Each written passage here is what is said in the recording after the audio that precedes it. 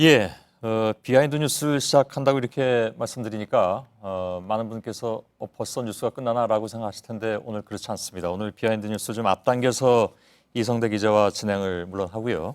그 다음에 저희가 좀 특별한 분을 모셨기 때문입니다. 그러니까 세계적인 첼리스트 정명화 씨를 오늘 스튜디오에 모실 텐데 정명화 씨와 인터뷰를 진행한 다음에 곧바로 저희들이 늘 마지막에 띄워드리는 곡을 오늘은 특별히 정명화 선생의 첼로 연주로 띄워드리기 위해서 순서를 좀 바꿨습니다.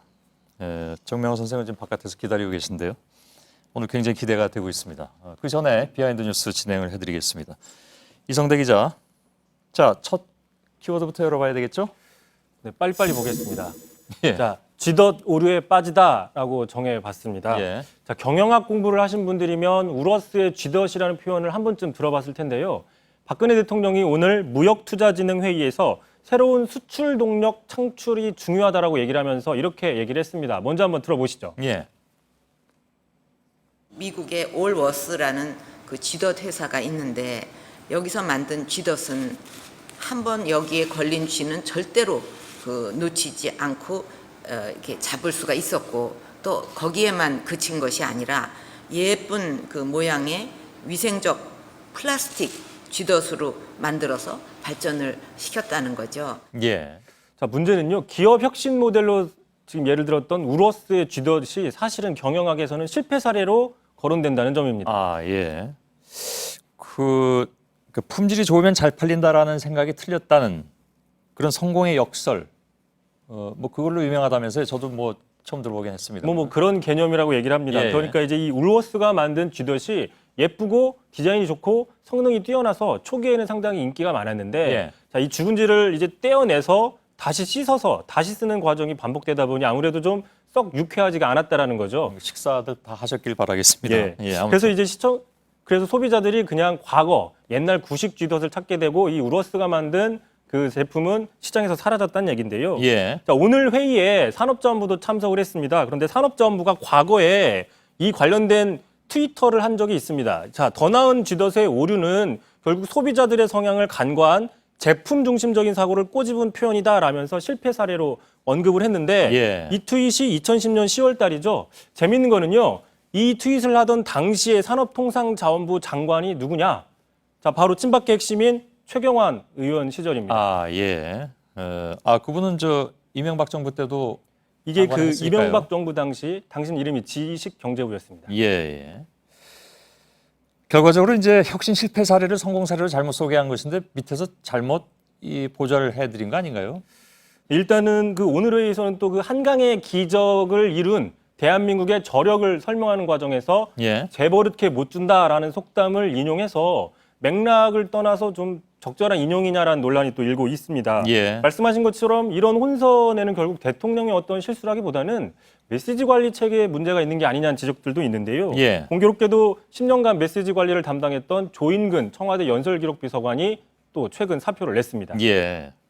뭐 그것과 연관이 있는 점인지 모르겠습니다만 아무튼 공교롭게도 그렇다 이런 얘기군요. 알겠습니다. 다음 키워드는요? 자, 두 번째 키워드입니다. 우상호 원내대표의 초선 집합인데요. 최근 더민주 초선들 잇따라 구설수에 오르는 상황이자 우상호 원내대표가 오늘 초선을 대상으로 간담회를 열었는데 사실상 군기잡기다라는 해석이 나옵니다. 예. 이 자리에서 이렇게 얘기를 했습니다. 우상호 원내대표. 자, SNS 조심해라. 대개 사고는 거기서 난다. 자, 막진 않겠지만 술 마시거나 감정이 스스로 컨트롤이 안 될 때는 하지 말라라는 지침, 경계령을 내렸습니다. 예. 정치권 설화의 상당수는 사실 뭐 요즘은 특히 이제 트위터 이런 SNS에서 발생을 한다고 하죠. 그러니까 기자들도 그래서 뭐 SNS 정치인들 거 검색하는 게 일종의 뭐 업무처럼 돼 있다면서요. 예, 상당히 중요한 업무인데요. 예. 하지만 초선만 술 마시고 사고 치느냐? 꼭 그건 아닙니다. 예. 자, 트위터 사랑의 대표적인 정치인이죠. 박지원 국민의당 원내대표입니다. 몇 년 전에 이런 트윗을 올렸는데요.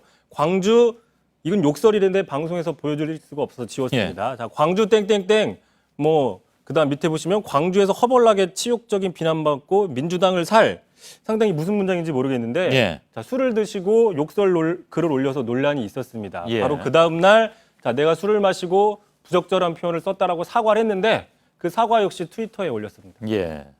근데 뭐 국회의원 초선들 집합시켰다는데 뭐 아무리 초선이라도 그래도 국회의원인데 무슨 초등학생 같기도 하고 이등병 같기도 하고 뭐 그럽니다. 이렇게 듣고 보면 알겠습니다.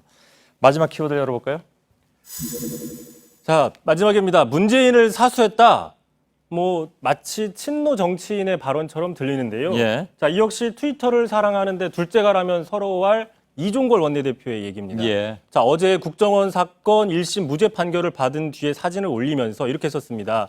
자, 오늘에 이르기까지 문재인 대통령 후보를 사수했습니다. 라고 적었는데 예. 자, 이 말에 많은 야당 관계자들이 지금 고개를 갸웃거리고 있습니다. 예. 원래 그 이른바 친노계하고는 거리가 있는 대표적인 비주류 인사라고 알려져 있었잖아요. 그래서 그런가 보죠. 그렇습니다. 그래서 이제 국정원 직원 사건의 어떤 억울함을 강조했다는 해석도 있지만 예. 일각에선 당권을 두고 문재인 전 대표에게 러브콜을 보낸 게 아니냐는 해석도 나오고 있습니다. 예. 하지만 지난해 원내대표 시절 원내대표 신부님에도 비주류와 손을 잡고 당무를 거부하는 등 이런 논란들이 많았고요. 또 문재인 전 대표와 또 많이 부딪히기도 했었죠. 예. 특히 문재인 전 대표가 재신임 카드를 내걸자 이렇게 얘기를 했습니다.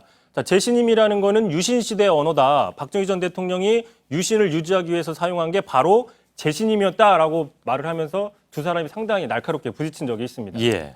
알겠습니다. 아무튼 이성대 기자는 피해가기가 좀 어려운 것 같습니다. 많은 정치인들이. 알겠습니다. 잘 들었습니다.